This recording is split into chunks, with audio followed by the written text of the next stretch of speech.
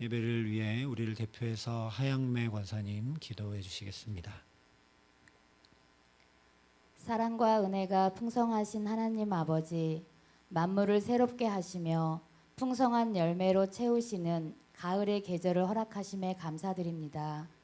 또한 말씀을 사모하여 수요 예배로 인도하여 주시니 감사드립니다. 지난 뜨거웠던 여름날을 잊게 할 만큼 아침 저녁으로 선선하게 하사 때를 주관하시고 자연의 섭리 가운데 계신 하나님을 경험하게 하시니 감사합니다. 원하옵기는 우리의 삶이 때에 맞는 은혜만 사모하는 것이 아니라 알게 모르게 지은 죄들을 주님 앞에 날마다 회개하는 심령들 되게 하시옵소서. 회개할 때마다 우리의 죄를 다시 기억지 아니하시고 주님의 보혈로 덮어주사 깨끗게 하시니 감사드립니다. 이 시간 간절히 원하옵기는 하나님이여 내 속에 정한 마음을 창조하시고 내 안에 정직한 영을 새롭게 하소서라고 기도했던 다윗의 간구가 우리의 기도 되길 원합니다. 9월도 어느덧 중순을 넘어서고 있습니다. 올 한 해를 돌아보며 삶의 자리에서 얼마나 하나님의 향기를 전하며 살았는지요. 수확의 계절을 기다리며 좋은 열매 맺기를 바라는 마음이 우리의 영적인 삶에서도 가득되게 하시옵소서. 주일 선포되어진 말씀을 통해 하나님을 잃어버린 솔로몬의 삶이 어떠한지 보게 하시고 알게 하셨사오니 매 순간 마음을 돌이켜 늘 하나님 앞에 살게 하여 주시옵소서. 하나님의 견책을 알아듣고 행하는 영적 분별력을 주시옵소서. 하나님이 우리 삶의 최우선순위가 되어 삶으로 예배하는 성도의 삶이 되게 하여 주시옵소서.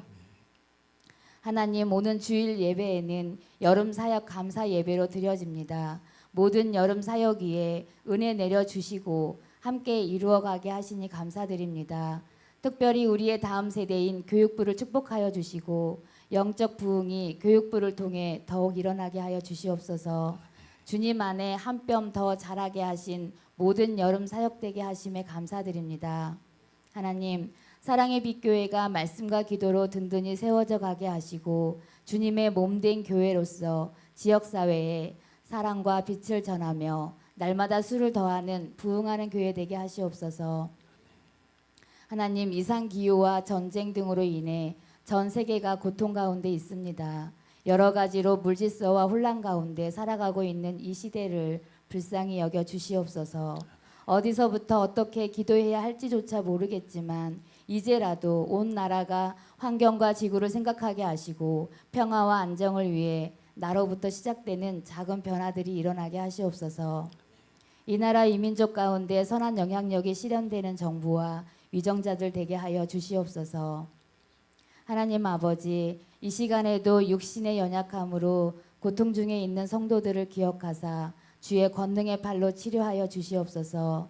수술을 앞두고 있는 성도에게도 담대한 마음 주시고 모든 과정이 순조롭게 하시옵소서. 모든 환난 가운데 주를 의지하는 성도들의 기도에 응답하시고 주님 안에 참 자유와 회복과 형통이 있게 하여 주시옵소서.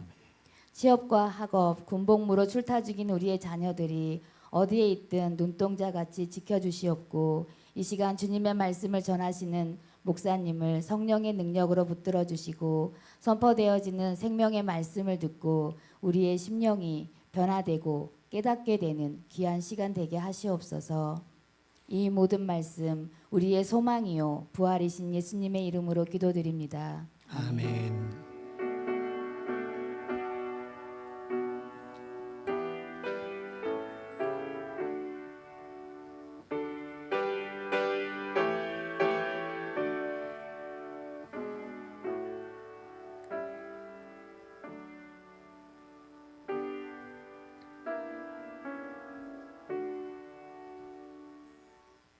오늘 우리에게 주시는 하나님의 말씀은 사도행전 1장 10절부터 11절의 말씀입니다.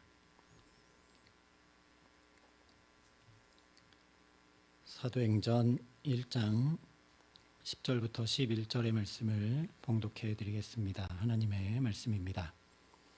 올라가실 때에 제자들이 자세히 하늘을 쳐다보고 있는데 흰옷 입은 두 사람이 그들 곁에 서서 이르되 갈릴리 사람들아 어찌하여 서서 하늘을 쳐다보느냐 너희 가운데서 하늘로 올려지시니 예수는 하늘로 가심을 본 그대로 오시리라 하였느니라.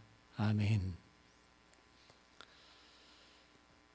사도행전을 시작하면 먼저 예수님이 복음서에 전하셨던 복음을 요약하여 알려줍니다. 예수님이 전하셨던 하나님 나라 복음이 어떠어떠한 것이라고 요약해 준 다음에 예수님께서 제자들에게 성령을 받으라 말씀하시고 마지막 지상 명령을 남기십니다. 땅 끝까지 그 복음을 전하라 하시죠.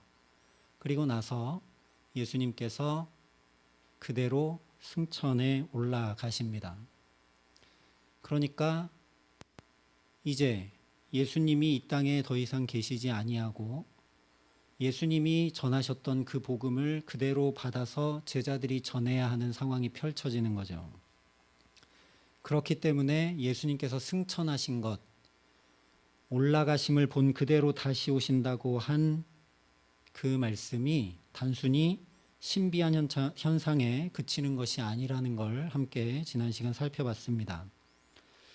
이제 남아서 하나님 나라 복음을 부단히 전해야 될 제자들이 주님 다시 오실 때까지 분별하고 인내하며 주신 사명을 청지기처럼 신실과 충성으로 감당해 나갈 수 있도록 믿음으로 붙드신 사건이 바로 예수님의 승천이었습니다. 그렇다면 제자들이 대단한 사람들 아닙니까? 온 땅에 수많은 사람이 있는데 그 중에 11명입니다. 그리고 그 11명이 다른 것이 아니라 예수님께서 전하셨던 복음 전하는 것과 똑같이 이제는 그들이 복음을 전해야 합니다. 물론 어찌 보면 어렵고 무겁고 중차대한 일이겠으나 예수님과 똑같은 일을 행하게 될 것을 맡겨주셨으니 영광스러운 일이고 복된 일이죠. 그러니까 제자들, 이 특별한 제자들을 향해서 이제는 사도들아 라고 부를 만합니다. 사도라는 의미가 보냄받은 자이기 때문에 예수님의 마지막 이 지상 명령을 받은 제자들을 향해서 이제는 사도라고 부르면서 그 소명, 그 부르심, 그 사명을 일깨워서 복음 전파의 현장으로 나가도록 하는 것이 합당해 보인다는 거죠. 사도들아 이 정도 좀 불러줘야 그렇지 내가 사도지 하고 힘있게 나가 복음 전할 수 있을 것 아니겠습니까? 왜냐하면 예수님 승천하신 그 하늘 이 제자들이 그냥 멍하니 바라보고 있기 때문입니다. 그런 제자들에게 너희는 보냄받은 자들이 아니냐, 너희에게 복음이 맡겨졌지 않느냐, 너희도 예수님이 하셨던 것과 똑같이 하나님 나라 복음을 전해야 되지 않겠느냐라는 의미로 사도들아 라고 불러야 될 텐데 오늘 말씀을 보면 천사들이 제자들을 향해서 갈릴리 사람들아 라고 부릅니다. 제자들아도 아니고 갈릴리 사람들아입니다. 우리가 잘 알고 있는 것처럼 예수님 당시에 갈릴리 사람들은 천대와 멸시의 상징이었습니다. 그렇기 때문에 요한복음 7장에 예수님이 선지자냐 아니냐로 논쟁하는 이들에게 대제사장과 바리새인들이 이렇게 얘기합니다. 너도 갈릴리에서 왔느냐? 찾아보라. 갈릴리에서는 선지자가 나지 못하느니라. 못 박아 이야기하는 장면이 기록이 됩니다. 왜냐하면 실제로 빈민들이 모여 살면서 가난과 무지와 보잘것없음을 대변했던 지역이 바로 갈릴리였기 때문입니다. 그런데 왜 이 중차대한 순간에 갈릴리 사람들아 이렇게 부르시느냐는 거죠. 사실 성경 여러 군데서 이와 비슷한 일들을 발견하게 됩니다. 저 야복 강가에서 환도뼈가 부러지기까지 주님을 꼭 붙들었던 야곱에게 하나님께서 이스라엘로 부르겠다. 이제 너는 야곱이 아니라 이스라엘이다. 움켜쥐는 자가 아니라 하나님과 겨루어 이긴 자다라고 새 이름 이스라엘을 주셨습니다. 그런데 그 이후에도 계속 야곱이라고 부르십니다. 베드로도 마찬가지입니다. 예수님께서 물고기를 잡고 있던 시몬을 처음 제자로 부르셨을 때 너를 더 이상 시몬이라 부르지 않겠다. 베드로, 게바, 반석이라 부르겠다라고 이름을 새로 주셨습니다. 그런데 예수님 부활하시고 나서 제자들에게 찾아가셔서 마지막에 베드로에게 내가 나를 사랑하느냐 3번 물으실 때 매번 요한의 아들 시몬아 이렇게 부르십니다. 분명 베드로라는 새 이름 주셨는데 이때껏 그렇게 부르셨었는데 갑자기 요한의 아들 시몬아 이렇게 부르시는 거죠. 예수님 당시의 세리는 우리로 이야기하면 일제시대 매국노와 같은 치욕스런 이름이었습니다. 그런 세리 마태를 그것도 하나님의 말씀을 어기면서 이스라엘 백성들에게서 정해진 세금이 아니라 그보다 훨씬 많은 고액의 세금을 착취하던 바로 그 자리에서 예수님께서 그를 불러 제자를 삼아 주셨습니다. 그러니까 이제 예수님의 제자가 되었으니까 다음부터는 세리라는 부끄럽고 치욕스러운 과거를 이제 좀 숨겨주면 좋을 텐데 성경은 12제자 목록을 기록하면서 정확하게 세리 마태라고 그 이름을 적습니다. 또한 분명히 나병에서 깨끗이 치유함 받았는데도 여전히 나병 환자 시몬이라 부르고 귀신을 쫓아내 주셔서 온전케 되었는데도 또 여전히 7 귀신을 쫓아내어 주신 막달라 마리아라고 성경이 전합니다.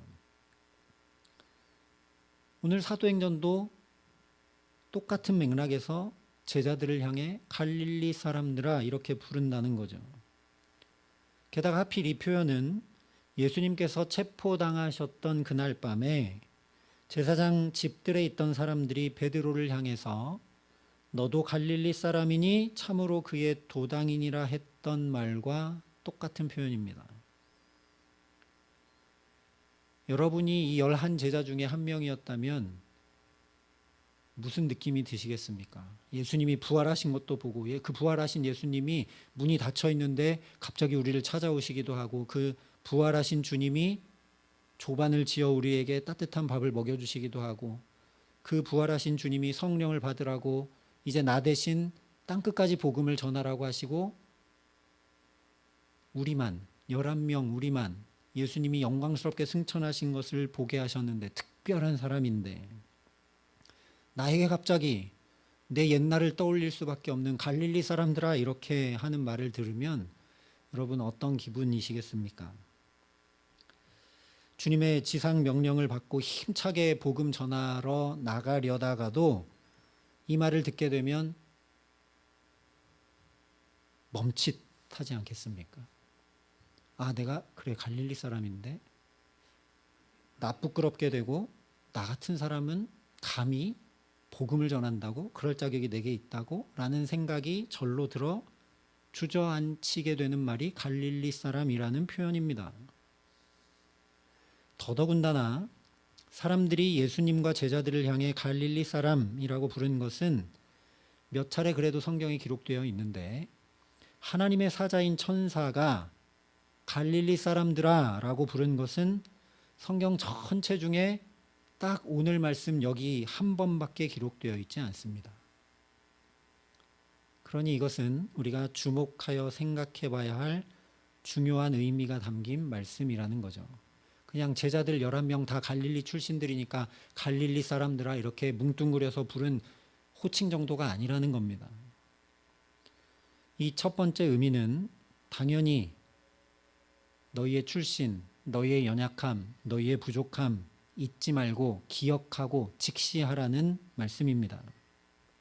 즉 능력 있고 자격 있고 그래서 부름받은 것 아니며 지혜 있고 권능 있어서 보냄받는 것 아니라 너희는 갈릴리 사람이다. 그런데 보냄받았다. 즉 오직 놀라운 은혜 입었음을 잊지 말라는 말씀이라는 겁니다. 부활하신 예수님께서 승천하시면서 중차대한 사명을 주셨으니까 수많은 이들 중에 특별히 선택받은 이 11명이 느꼈을 자부심, 긍지, 포부, 특별함, 이런 것이 얼마나 컸을지는 충분히 짐작해 볼 수 있죠. 어쩌면 그 기분에 도취돼서 떠날 줄도 모르고 이렇게 하늘만 계속 쳐다보고 있었는 건지도 모르겠습니다. 그런 그들이 깨어 정신을 차릴 수 있도록 갈릴리 사람들아 라고 부르시는 겁니다. 다시 말하면 주님의 은혜 입으려 하지 않으면, 주님의 부르심에 붙들리려 하지 않으면 그야말로 자연인 갈릴리 사람들에 불과하다는 거죠.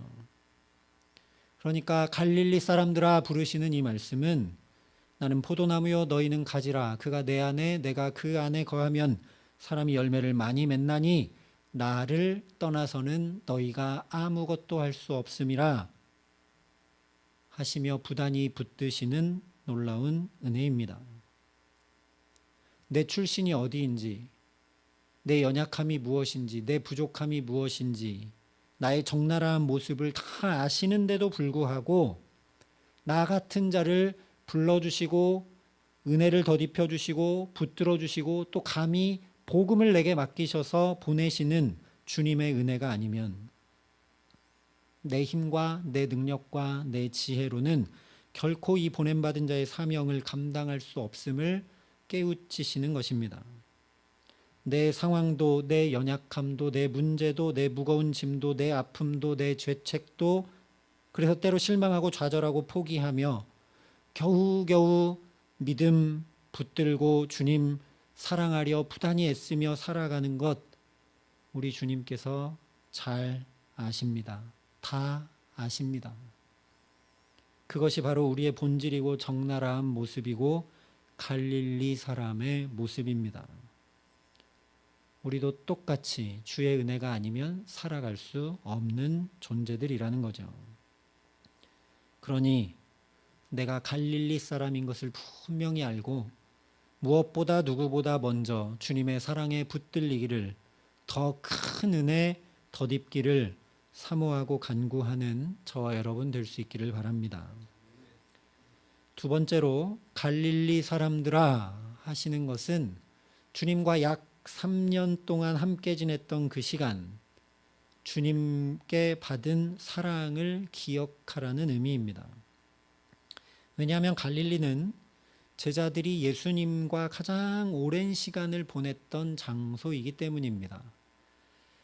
제가 신혼부부 결혼 예비학교를 종종 하게 되는데 꼭 이야기하는 것 중에 하나는 이제 결혼까지 제발 행복하고 즐겁고 아름다운 추억을 많이 만들어라. 할 수 있는 한 시간을 빼서 데이트를 하고 행복한 시간을 보내라고 권고합니다. 여러분이 저보다 더 잘 아시겠지만 그런 조건 없는 사랑의 기억이 많이 기반이 닦여 있어야 현실로 부딪혀지는 결혼 생활에 견딜 수 있는 힘을 가지게 되니까요. 똑같다는 겁니다. 주님과 얼마나 깊은 교제와 사랑으로 그 시간을 보냈었는지, 그 갈릴리에서 무슨 일들이 있었는지, 너희는 그 갈릴리 사람들이 아니냐 그런 의미입니다.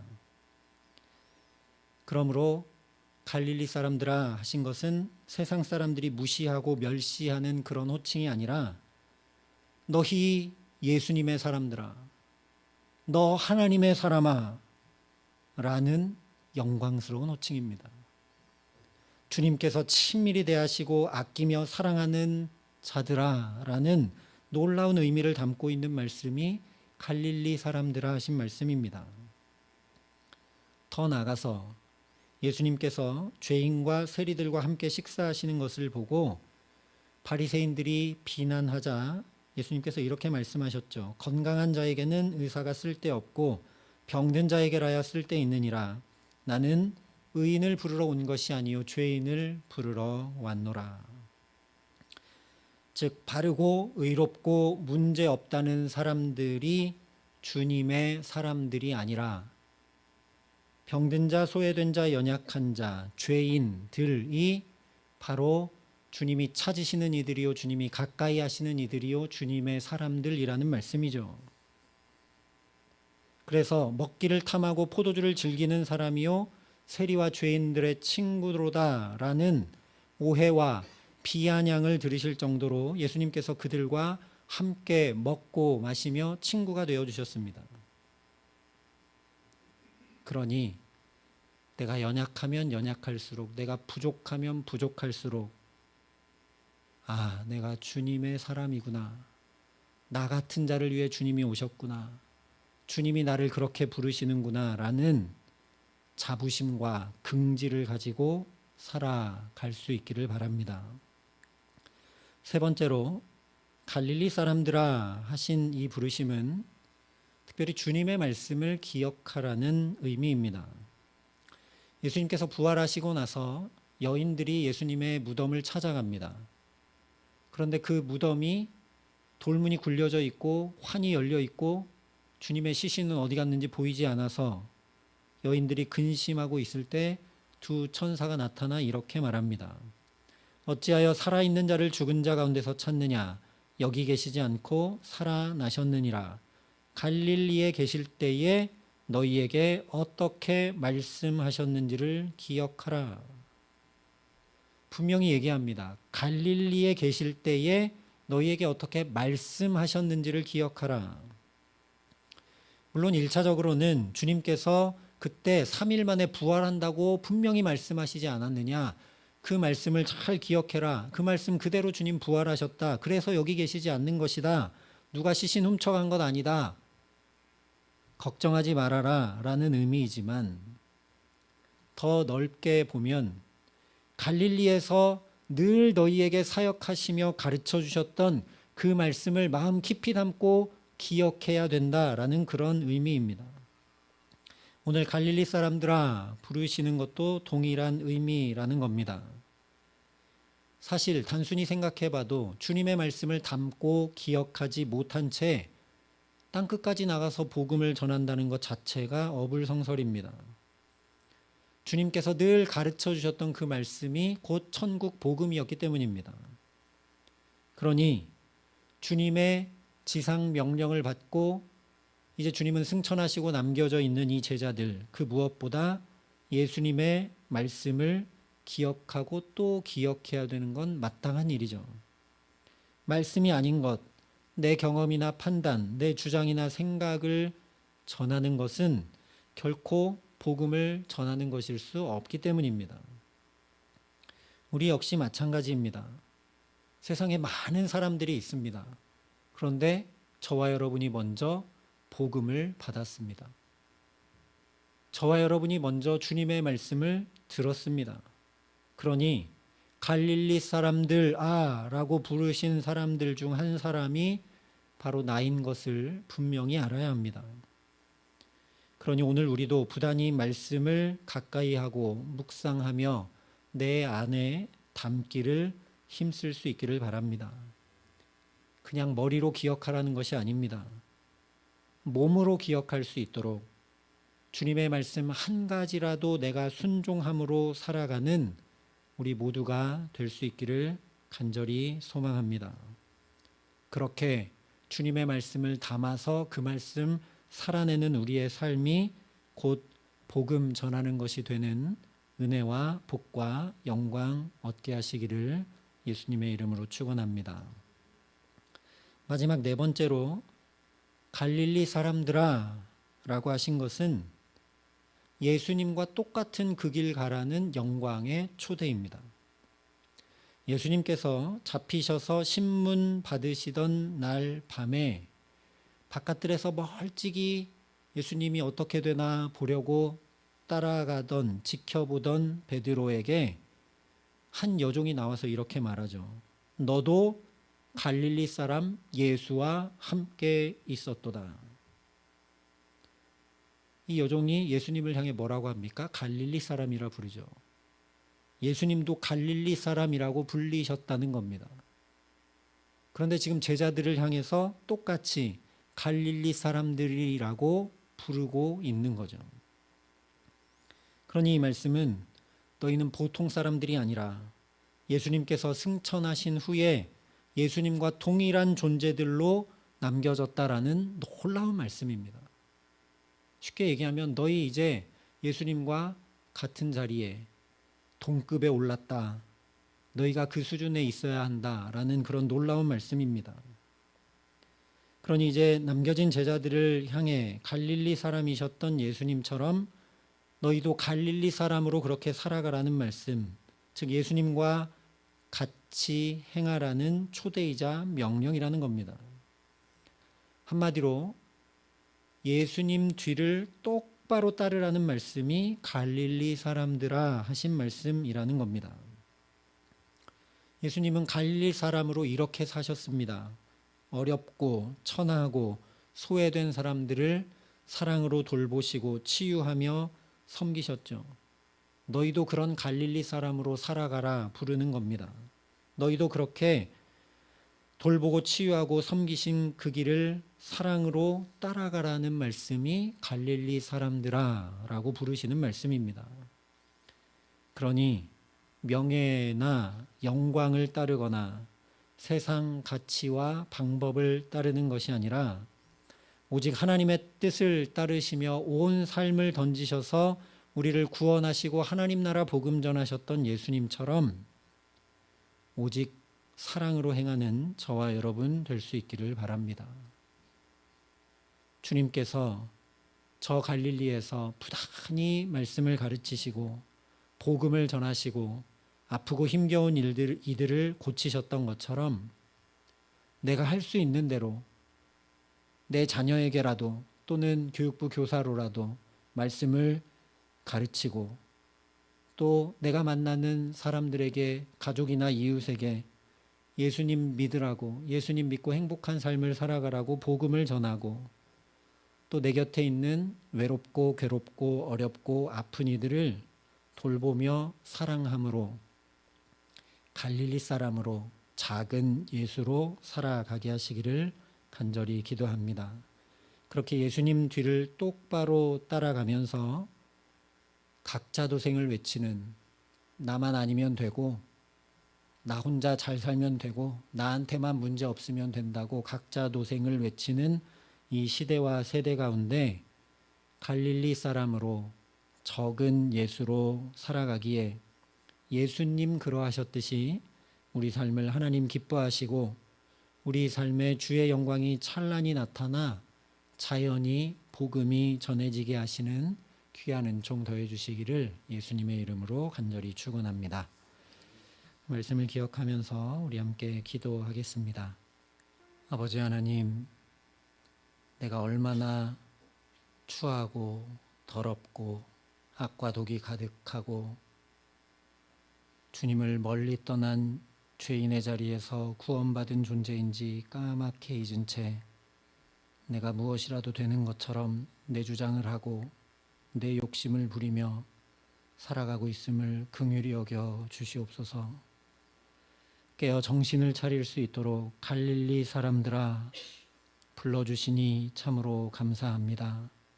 주님의 은혜 아니면 하루 한순간도 살아갈 수 없으니 날마다 내가 갈릴리 사람인 것을 분명히 기억하고 주의 은혜를 목말라 구할 수 있도록 함께하여 주시옵소서.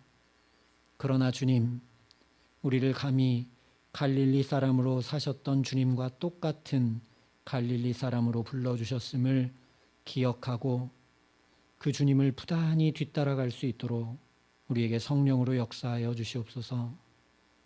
날이 갈수록 예수님을 믿는 날이 더해 갈수록 우리 믿음의 진보가 나타나고 인격과 성품과 영성의 진보가 나타나 예수님을 조금이라도 더 닮아 주님 그러하셨듯 부단히 말씀 전하고 복음 전하고 사랑을 행하는 작은 예수로 내 삶의 자리에서 살아감에 부족함 없도록 주님의 능력으로 우리를 붙드시고 동행하시고 함께하여 주시옵소서.